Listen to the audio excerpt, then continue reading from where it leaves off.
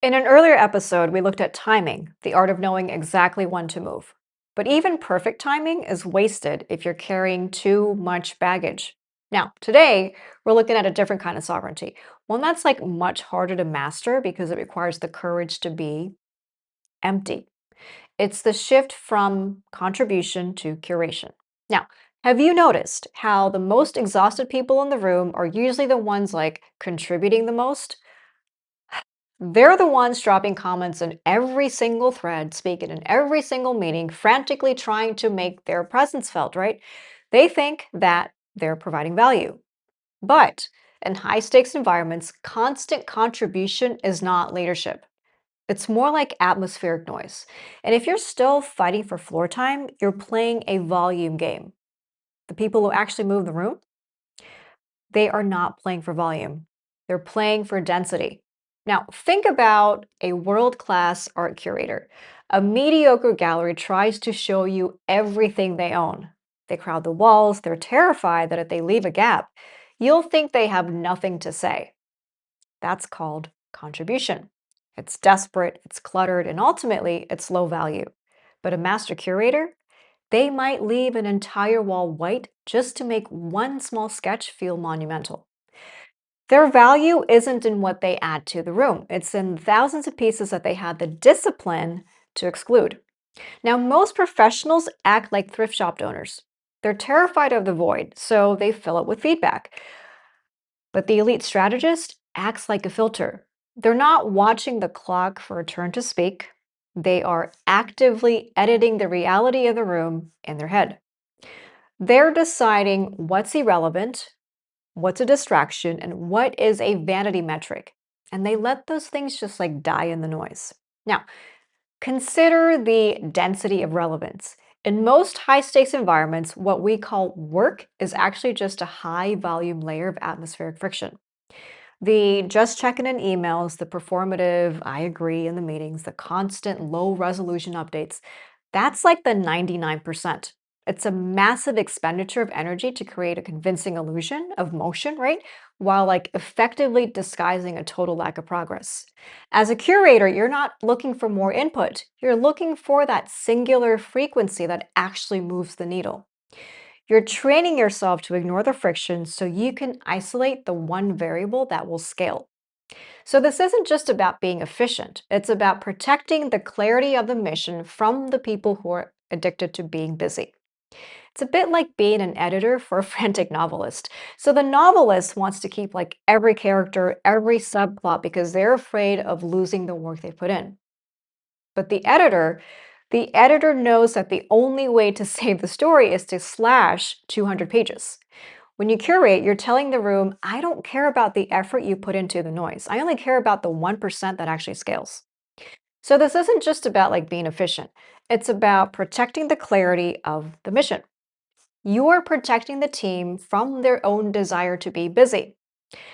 There is a peculiar kind of bravery in being the person who says, this doesn't matter. Now, most people are just terrified of being perceived as unhelpful, right? So that's why they contribute. It's like a defensive crouch. They want to be on the record as having participated.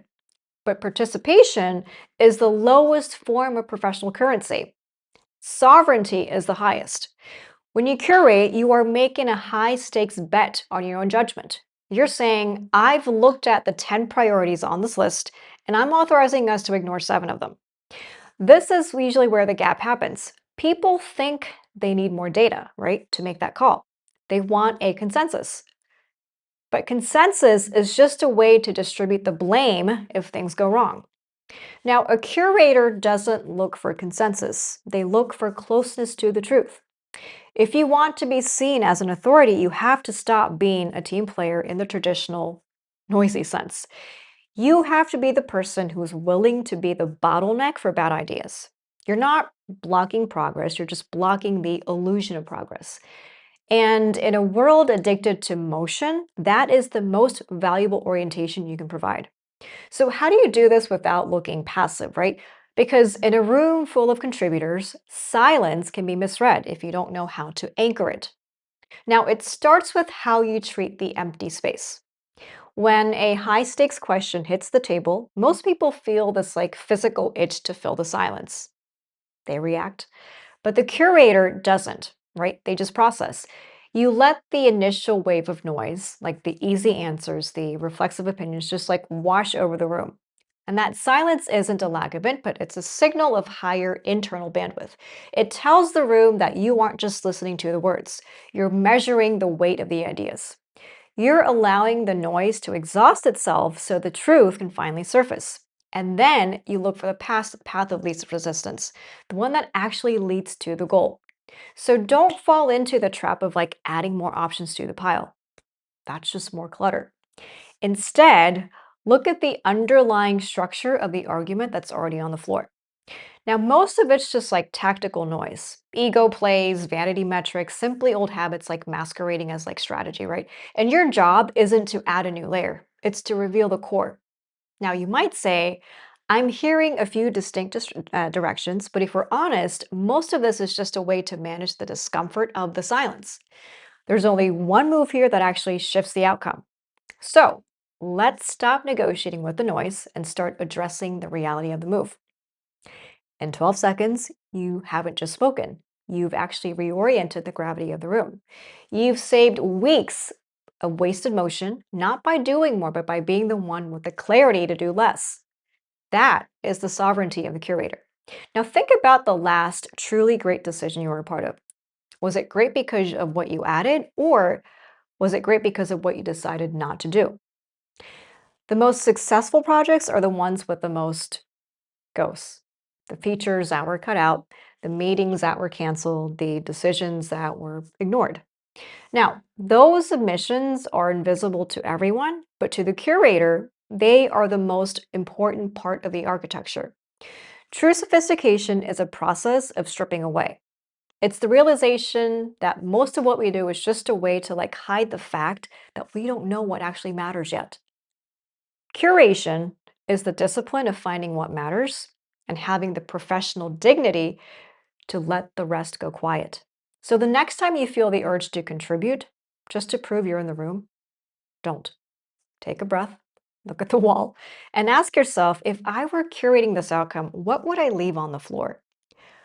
Because the people who actually run the world, they don't have time to contribute. They only have time to curate what matters. I'll see you in the next one.